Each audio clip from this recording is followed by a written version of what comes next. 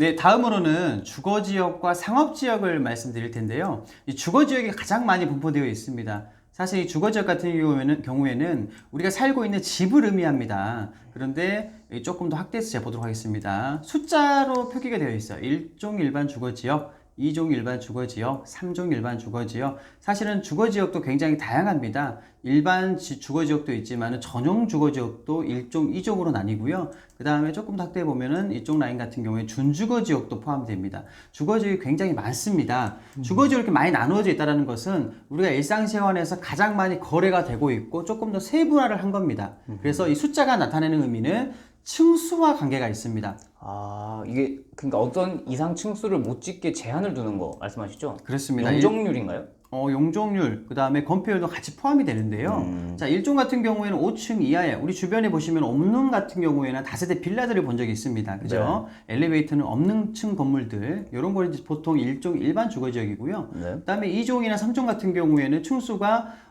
보통은 지자체마다 조금 차등이 있는데 약 15층 이상에서 약 30층 미만의 건축물들이 가장 많이 지어져 있는 건축물이라고 생각하시면 되겠습니다. 그러면 아무래도 같은 가격이라면은 아파트 더 높은 층이 들어올 수 있는 것들이 집가가 비싸게 더 많이 올라가나요? 당연하죠. 그래서 1종보다는 2종이, 2종보다는 3종이 좀 더 비쌉니다. 그러나 건설사에서 가장 매입을 많이 하는 토지가 2종 일반 주거지역이라고 생각하면 됩니다. 왜냐하면 3종은 여러분들 아시다시피 요거는 층수 제한이 없습니다. 그러나 건폐율은 조금 더 10%가 낮아요. 그래서 건설사에서 이 땅을 매입할 때는 조금 더 부담스럽겠죠?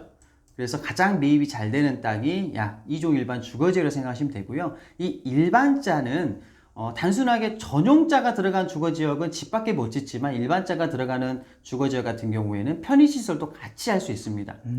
아파트 근처에 상가 건물도 보신 적 있으시죠? 네네. 예, 그런 게 바로 일반 주거지역자가 들어간 건물이라고 보시면 됩니다. 굉장히 여기에서도 차이가 생기죠? 내 땅이 단순하게 주거지역이라고만 해서 무조건 좋은 건 아니고요. 이 숫자와 일반자가 있는지 전용자가 있는지 준주거지역인지를 꼭 체크를 하시기 바랍니다.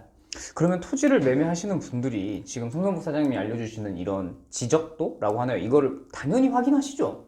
보통 일반 분들은 이걸 잘 모르십니다. 그래서 제가 이걸 팩트를 말씀드리는 거고요. 이것만 체킹을 하고 고객이 판매하는 거, 그리고 내가 앞으로 투자할 만한 토지의 번지만 알 수 있다 하더라도 지적도로 바로 확인할 수가 있습니다. 그러니까 이게 당장 지금 내 땅이 어디 있는지 위치도 확인할 수 있고, 그리고 인근에 인접한 지역들의 어떤 것들이 있는지까지 같이 확인할 수 있으니까. 그렇습니다. 이거 당연히 봐야 되는 지도 같네요. 가장 중요하고 가장 먼저 체킹을 해야 되는 거고요. 여기 보시게 되면 현재 강주 2호선의 공사 예정인 지하철 노선표도 정확하게 나와 있습니다. 이렇게. 그러네. 2호선은 지금 아직 한참 공사를 하고 있는데도 나와 있네요. 앞으로 생길 계획 도로라든지 그 다음에 여러 가지의 SOC 사업들은 미리 여기에 표기가 됩니다. 그래서 이것도 꼭 체킹을 하시길 바라고요. 마지막으로 토지 중에서 가장 으뜸인 땅 바로 상업지역입니다. 대한민국 전체 통틀어서 0.3%밖에 없는 땅이고요. 상업지역도 중심상업지역, 그 다음에 일반 상업지역, 그 다음에 여러 가지 상업지역도 좀 약간 세분화가 됩니다. 그런데 제가 중요하게 보는 것은 중심상업지역과 일반상업지역입니다. 이 색깔이 조금 더 연한 지역이 일반상업지역인데요. 네. 이 중심상업지역과 일반상업지역 차이는 건폐율과 용적률과 그 다음에 그 안에서 업종하는 업태에 대해서 조금 차등이 있을 수가 있겠습니다. 그러나 이 두 지역의 상업지역이 가장 많이 거래가 되고 가장 비싼 땅이라고 보시면 되겠습니다. 그러면 지난 시간 계속 말씀하셨던 주거지역과 상업지역에만 투자를 해라 라고 말씀하시는 게 다 이런 이유신 거죠? 그렇습니다. 왜냐하면 토지가 처음부터 용도를 내가 찍어봤더니 이렇게 생산녹지거나 자연녹지거나 이런 개발 제한구역으로 묶여있는 땅이 추후에 이렇게 바뀝니다라고 하는 건 언제 바뀔지 모르는 겁니다. 그건 정말 로또를 기대하는 거네요. 네, 여기 같은 경우에도 지금 광주공항 근교에 있는 토지인데 여기 주변에 이 공항이 이전이 되고 추후에 투자 가치가 있을 것이라고 여기 투자하신 분들이 굉장히 많이 있죠. 여기 보시게 되면 개발 제한구역으로 묶여 있습니다. 말 그대로 여기는 절대 개발될 수가 없습니다.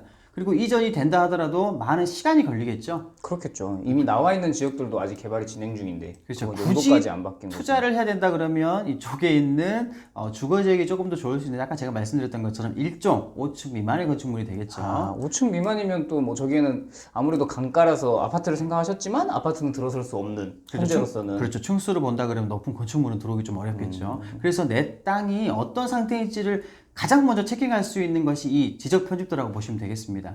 그리고 이 지적 편집도 나타나는 것 중에 우리가 이제 토지 투자나 부동산 투자할 때 호재들을 많이 찾아보시게 되는데요. 여기에도 나와 있습니다. 이렇게 지도를 쭉 줌 아웃을 하시게 되면은 앞으로 생길 철도라든지 이런 순환도로 예정인 이런 그 연도까지도 구체적으로 나와 있는데 이거는 예정이기 때문에 이런 것도 조금 염두해서 볼 필요가 있으실 겁니다. 근데 제가 이걸 보고 나서 이 땅이 좋아 보여서 이제 매도인 찾아갔을 때 그분도 이 내용을 다 알고 계시지 않나요? 그러나 지적 편집도를 모르시는 분들이 더 많으실 겁니다. 제 생각에는 그렇습니다. 아직까지 알고 저를 찾아주시는 분들이 거의 없으셨고요. 제가 요거를 알려드렸을 때 굉장히 다들 놀라시더라고요. 왜냐하면 보통의 투자를 공급받았던 투자 요청을 했던 땅들을 보시게 되면 이런 녹지가 가장 많이 있었고요. 많을 수밖에 없는 게 가장 많지 않습니까? 그죠? 그렇죠. 그리고 도시 외곽에 있는 땅들 이쪽에 조금만 확대해 보시게 되면 이쪽에 있는 땅들이 전부 다 농림지역이거나 관리지역으로 나눠져 있어요. 자, 이렇게 있는 땅들도 굉장히 거래를 많이 하십니다. 그런데 제가 본 관점에서는요, 굳이 내가 외곽에 있는 땅을 투자한다고 한다 그러면 조금 더 집중해서 이런 땅을 투자하는 것이 낫겠죠. 근데 저는 이 땅보다도 그래도 투자 가치가 있는 땅은 이 도시 지역의 안쪽에 있는 땅이 훨씬 더 가치가 있다라고 생각을 합니다. 혹시 지금 투자하셨던 지금 광주광역시는 아무래도 저희가 사는 곳이고 여기 인근에 있다 보니까 설명을 해주신 것 같은데 실제로 매매를 하셨던 곳을 한번 살펴볼 수 있을까요? 자, 실제로 이제 거래를 저희가 이제 완료를 했던 지역을 한번 간단하게 제가 이제 체크를 해보게 되면은 이쪽에 이제 평택 같은 구간에도 이 평택에 있는 주거지역, 상업지역도 이제 나타낼 수가 있고요. 간척지인가 보네요. 저쪽은. 이제 평택은 이제 평택 항이 이제 위치되어 있는 공업단지 위주의 배후 주거도시들의 주변에 지금 많이 이렇게 나와 있는데 이쪽에 있는 토지들을 많이 저희도 거래를 했었죠.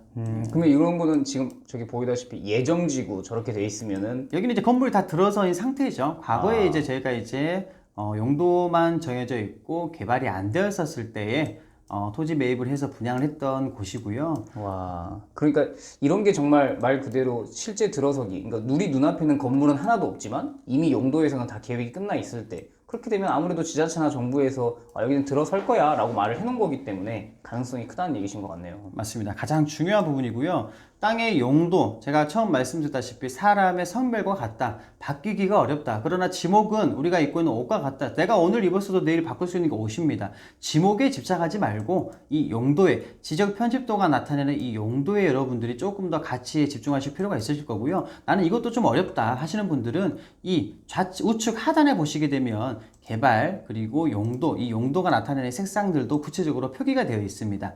요거를 갖다가 네이버에 검색을 하셔가지고 이 땅이 뜻하는 이 지역이 어떤 것인지를 조금 더 확인하시면 여러분들 투자하는데 많은 도움이 되실 겁니다. 이렇게 쉽고 편하게 볼 수 있는 방법이 있다는 걸 정말 여기서 처음 듣게 되네요. 좋습니다. 앞으로도 이런 쉬운 그리고 여러분들이 부동산이 조금 더 쉽게 접할 수 있도록 많은 부분들 여러분들과 함께 공유하도록 하겠습니다.